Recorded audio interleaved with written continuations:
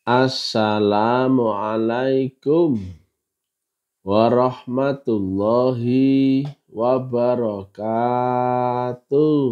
Waalaikumsalam warahmatullahi wabarakatuh. Alhamdulillahi rabbil alamin. Wassalatu wassalamu ala asrofil anbiya'i wal mursalin Sayyidina wa maulana Muhammadin wa ala alihi wa sahbihi ajma'in. Ketemu lagi dengan Mr. TM dengan uraian-uraian ilmiah tinggi tentang metodologi, metafisika, tasawuf, eksakta ilmiah. Bertempat di kampus Taklim Ma'rifat Ambon, Manise. Judul yang kita angkat kali ini adalah, sekali-kali ya saya membaca saja ya, karakter ulama su' dan fitnah akhir zaman. Selama ini kan saya terangkan gak ada yang percaya. Ya, sekali-kalilah saya hanya membaca saja ya. Ini adalah gambaran yang disampaikan oleh Nabi Muhammad akan gambaran akhir zaman. Di mana di akhir zaman itu, kata beliau ya, diriwayatkan oleh Imam Bayhaqi, akan datang masa Islam hanya tinggal namanya saja. Quran hanya tinggal lafal huruf dan tulisannya saja. Masjidnya, masjid kalian banyak, bagus-bagus, tapi kosong dari petunjuk. Dan ulama-ulamanya adalah sejelek-jelek dan sejahat-jahatnya makhluk di bawah kolong langit. Dari mereka lah kebohongan agama itu bermula. Dan fitnah itu akan kembali kepada mereka. Itu gambaran di mana Nabi sampaikan akan ada zaman Islam telah rusak. Islam hanya tinggal apa tadi? Nama saja. Quran hanya tinggal lafal huruf tulisan saja. Masjidnya banyak, tapi kosong dari hidayah. Bukan kurang ya, kosong. Nggak ada apa-apa. Dan ulama-ulamanya adalah sejelek-jelek dan sejahat-jahatnya makhluk di bawah kolong langit. Sementara banyak orang yang masih berkeyakinan Islam itu adalah agama diridhoi, ya kan? Islam itu adalah agama paling benar. Tidak ada agama yang sempurna diridhoi kecuali Islam. Tapi kata Nabi begitu. Makanya Islam itu ada rukun syarat. Kalau cuma ngaku Islam, gampang. Orang belajar ngaku Islam, 1 menit pun bisa. Apalagi kalau Islam cuma syahadat. Asyhadu alla ilaha illallah wa asyhadu anna Muhammadar Rasulullah. 5 menit aja lah, anggap aja gitu. Belajar 5 menit Islam. Ya lah. Islam itu yang telah memenuhi rukun dan syarat. Atau melewati rukun Islam. Yang enggak melewati rukun syarat ya ngaku-ngaku. Dan ini sudah terjadi persis zaman ini. Islam hanya tinggal namanya saja. Quran Yang dibaca kan tinggal sekarang apa ini? Yang dibaca orang. Lafal huruf dan tulisan saja. Sudah nggak ada yang mengerti Quran Qadim, nggak ada. Padahal di Al-Waqi'ah 79, gak mungkin kamu menyentuh ini. Apalagi baca. Kecuali oleh roh yang disucikan. Semua orang membaca Quran ini tuh sekarang. Iya gak? Padahal Nabi gak mengajarkan ini. Masjid kalian banyak, bagus-bagus. Betul gak? Gak sampai sekilo sudah ada masjid lagi. Ada masjid ala Muhammadiyah, ada masjid ala NU, ada masjid ala LDI.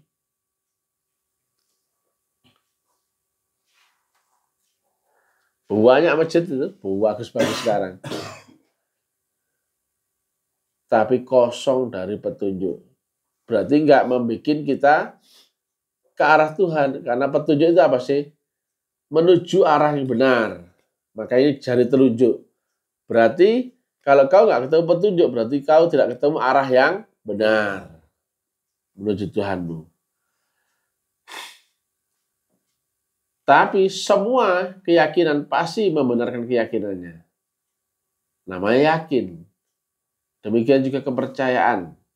Semua pasti membenarkan kepercayaannya. Tetapi makanya ya, nggak ada yang cocok antara teori dan prakteknya. Baru syahadat nggak cocok. Bersaksi jadi mengucapkan. Mengingat Allah dalam sholat jadi ngayal. Membayang-bayangkan. Dan itu semuanya merasa benar. Makanya ketika saya ingatkan begini, marah semua orang. Tapi ya sudah, bagi yang mau. Kalau nggak mau, nggak apa-apa. Karena ini sudah zaman sangat parah, Pak Samuel. Ini zaman sudah sangat parah. Ya kita sampaikan bagi yang mau saja. Bagi yang nggak mau ya sudah, nggak apa-apa. Karena memang zamannya sudah demikian. Nah, kami bacakan ya gambaran akan ulama-ulama su dan fitnah akhir zaman. Kata ulama adalah bentuk jamak dari alim, yang artinya adalah ahli ilmu. Sementara kata su adalah masdar dari sa'a yasu'u sau'an, yang artinya jelek, buruk, dan jahat. Secara bahasa, arti ulama su adalah ahli ilmu yang buruk dan jahat. Itu secara bahasa ya. Rasulullah bersabda, ingatlah, sejelek-jelek keburukan adalah keburukan ulama. Dan sebaik-baik kebaikan adalah kebaikan ulama. Hadis riwayat Ad-Darimi. Ulama hakikatnya berhubungan dengan ilmu dan kebaikannya. Harta, tahta adalah godaan bagi ulama yang bisa menjerumuskan ke dalam kehinaan. Sayyidina Anas radhiyallahu an meriwayatkan, ulama adalah kepercayaan Rasul selama mereka tidak bergaul dengan penguasa dan tidak asik dengan dunia. Nah, ini bahayanya ya. Penguasa dan dunia. Jika mereka bergaul dengan penguasa dan asik terhadap dunia, maka mereka telah mengkhianati para rasul. Karena itu, jauhilah mereka. Hadis riwayat Al-Hakim. Dari Abu Dzar berkata, dahulu saya pernah berjalan bersama Rasulullah Shallallahu Alaihi Wasallam. Lalu beliau bersabda, sungguh bukan Dajjal yang aku takutkan atas umatku. Beliau mengatakan 3 kali. Maka saya bertanya, wahai Rasulullah, apakah yang selain Dajjal yang paling kau takutkan atas umatmu? Beliau menjawab, para tokoh yang menyesatkan. Musnad Ahmad. Tokoh ini berarti orang-orang ya yang ditokohkan ya, termasuk juga para ulama-ulamanya.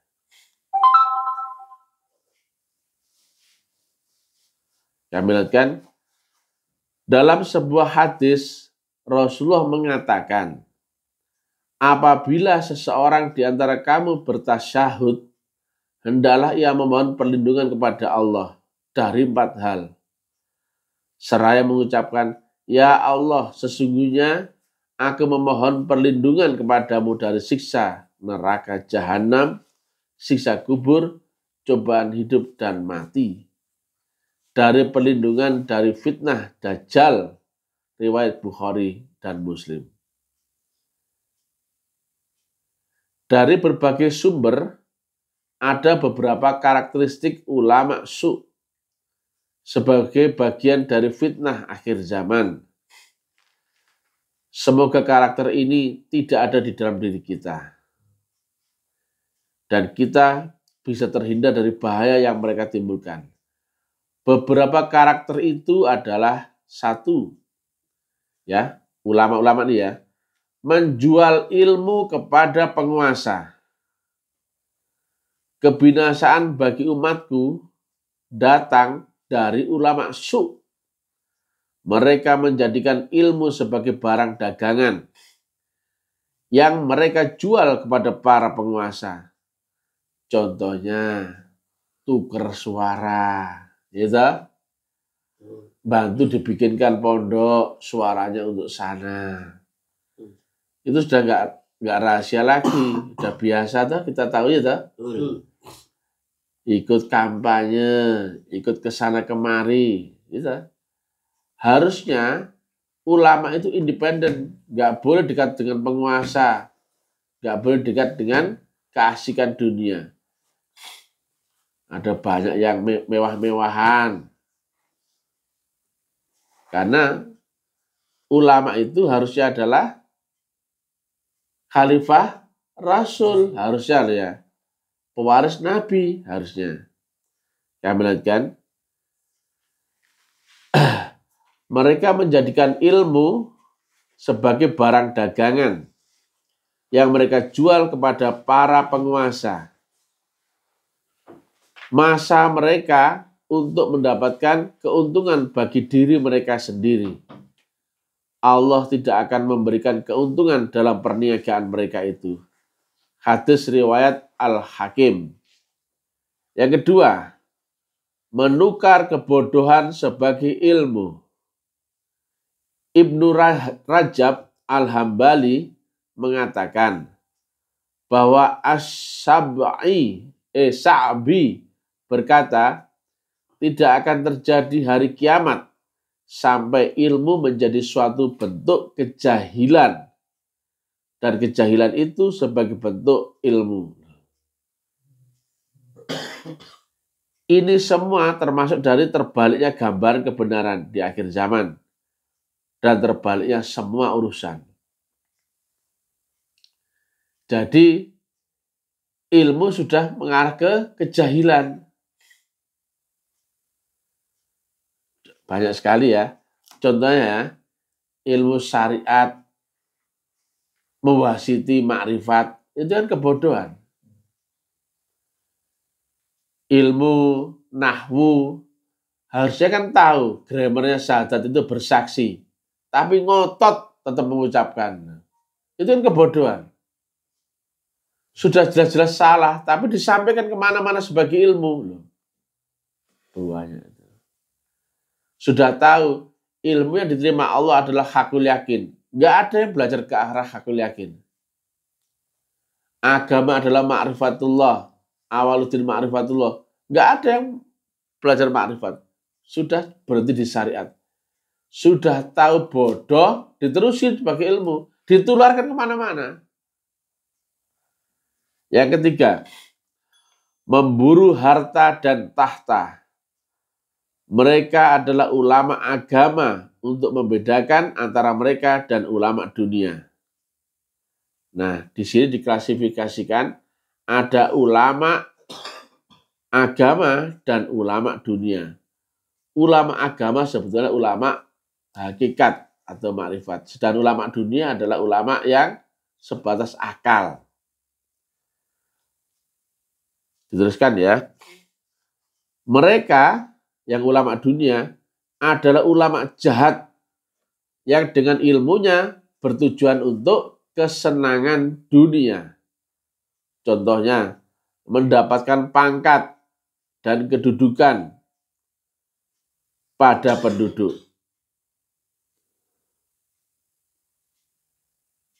Diterangkan di kitab Ihya Ulumuddin. Yang keempat, sombong dengan banyaknya pengikut.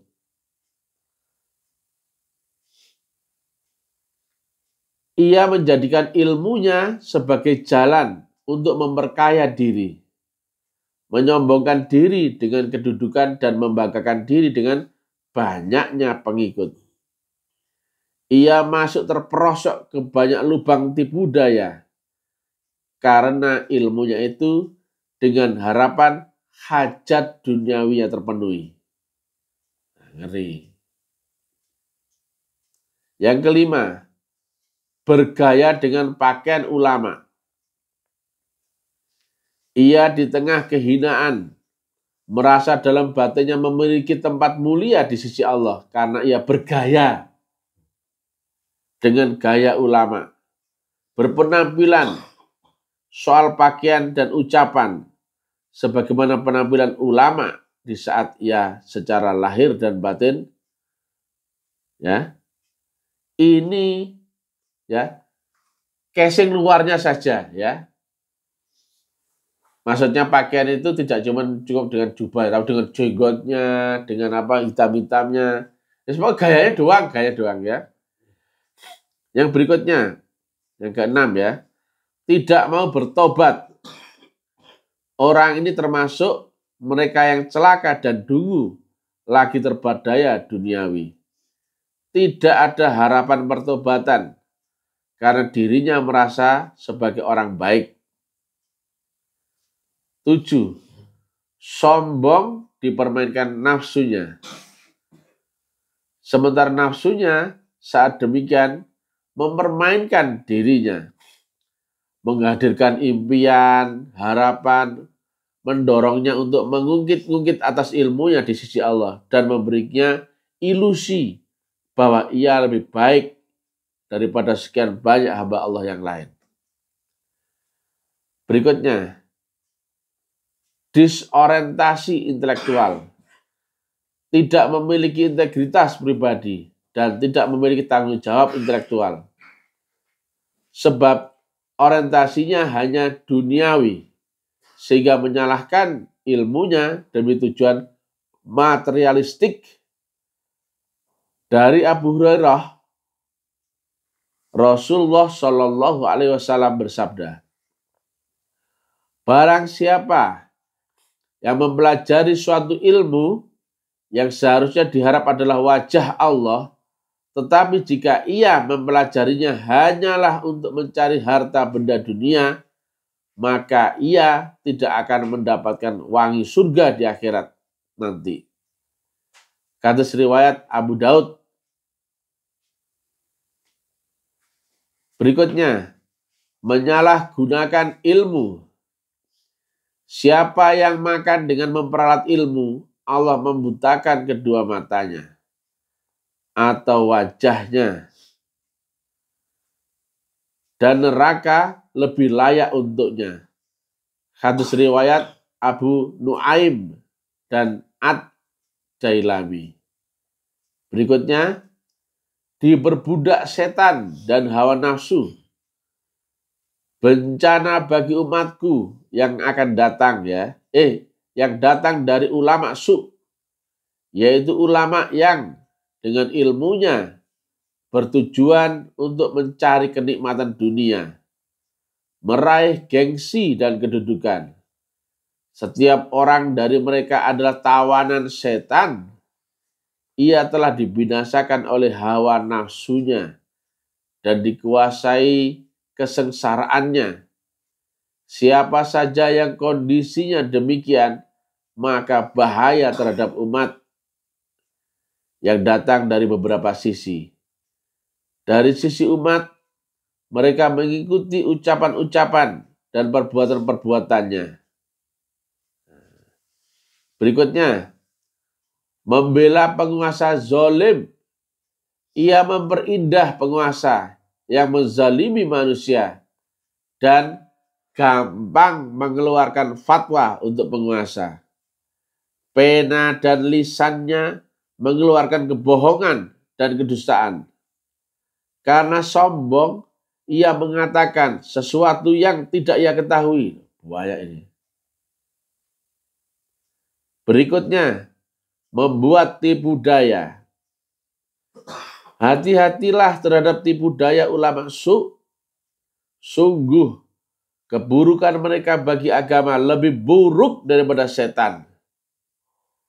Sebab melalui mereka lah setan mampu menanggalkan agama dari kaum mukmin. Atas dasar itu, ketika Rasulullah Shallallahu Alaihi Wasallam ditanya tentang sejahat-jahatnya makhluk, beliau menjawab, "Ya Allah, berilah ampunan." Beliau menyebut sebanyak 3 kali, lalu bersabda, mereka adalah ulama su. Itu ya, sejelek-jelek dan sejahat-jahatnya makhluk di bawah kolong langit. Berikutnya, menjilat penguasa. Ulama su adalah orang bergelar ulama atau intelektual yang menjilat penguasa dan menjadikan kaum kafir sebagai teman karib, serta menafsirkan Quran sekehendak nafsunya. Dengan bahasa Umar bin Khattab, ulama su adalah mereka yang munafik tapi berilmu. Sekali-kali saya hanya membaca ya. Itulah ya gambaran akan datang ya masa di mana Islam telah rusak karena dirusak oleh ulama-ulama su.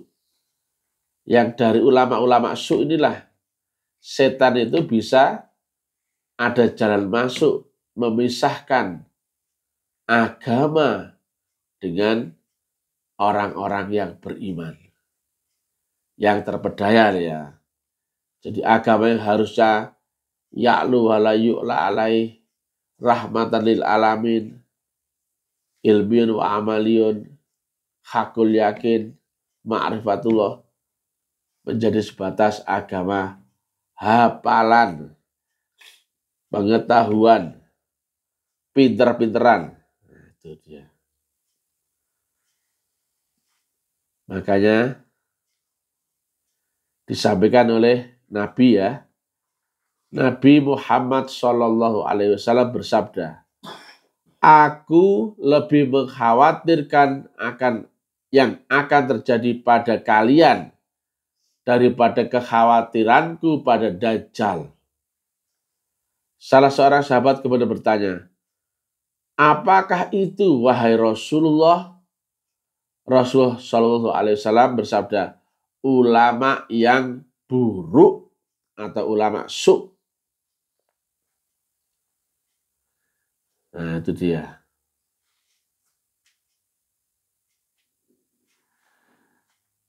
Jadi banyak ya mereka ulama ini menjual ilmu kepada penguasa untuk mendapatkan keuntungan bagi diri mereka sendiri. Allah tidak akan memberikan keuntungan dalam perniagaan mereka. Hadis riwayat Al-Hakim. Dan banyak lagi ya. Dan itu semua sudah terjadi sekarang ini. Semuanya kita sudah lihat ya. Tanda-tanda zaman telah rusak. Islam hanya tinggal nama saja. Sudah nggak ada syarat rukunnya, nggak ada. Mereka ngeyel karena merasa benar. syarat rukun atau rukun Islamnya nggak dilewati, tapi merasa benar. Nggak ada yang praktek syahadat, sholat udah gak ngerti, zakat, puasa, haji gak ada ngerti. Tapi merasa Islam, bahkan lebih ngeyel. Nah itu Islam hanya tinggal namanya saja. Dan betul nggak? Orang-orang di mana-mana membaca ini, betul nggak? Betul. Ini adalah Quran yang tulisan lafal huruf. Ini bukan Quran, ini mushaf. Di mana-mana orang baca itu. Banyak sekolah tahfiz Quran, betul nggak? Pesantren, kemudian dibaca, enak-enakan bacaannya, diartikan, ditafsirkan, tapi membaca dengan akal, tidak dengan kolbu. Itu tanda-tanda kedua, yaitu Quran hanya tinggal tulisannya saja. Kemudian yang ketiga, masjid kalian banyak bagus-bagus. Sekarang benar ya, terjadi ya, tapi kosong dari petunjuk. Gak ada yang membahas Rasulullah zaman ini. Gak ada yang membahas tarekat-tarekat ma'rifat. Gak ada. Gak ada yang membahas hakul yakin, tasawuf, gak ada. Itu yang ketiga. Yang keempat, sejelek-jeleknya makhluk di bawah kolong langit adalah ulama. Yang membuat sesat agama ini adalah ulama. Karena apa? Kebodohannya, kejahilannya memberikan tafsir, makna, ataupun segala sesuatu menyampaikan agama dengan kebodohan, tidak dengan ma'rifatullah, tapi dengan nafsunya, kepentingannya, jual belinya, dan sebagainya. Ada yang dicari, ada yang diharap, ada yang dituju. Makanya mereka gak ada yang mau tampil dibenci orang, gak ada yang mau. Semua orang berusaha tampil sempurna, ulama-ulama su ini. Supaya apa? Dipuji orang, disenangi orang, dicari orang, dipuja-puja orang. Gak ada yang mau terlihat jelek, gak ada. Itulah hadis Nabi riwayat Imam Baihaqi, ya. Jadi silakan renungkan, pikirkan apakah itu terjadi dengan zaman ini. Islam memang agama diridhoi, tapi Islam yang melewati rukun dan syarat. Masa Islam cuma 5 menit? Masa Islam cuma omongan doang? Dan ini di mana-mana ya. Silakan kamu jujur, introspeksi diri, ataukah kau ngeyel terus berpura-pura bahwasanya Islam ini zaman ini telah rusak separah-parahnya. Assalamualaikum warahmatullahi wabarakatuh. Waalaikumsalam warahmatullahi wabarakatuh.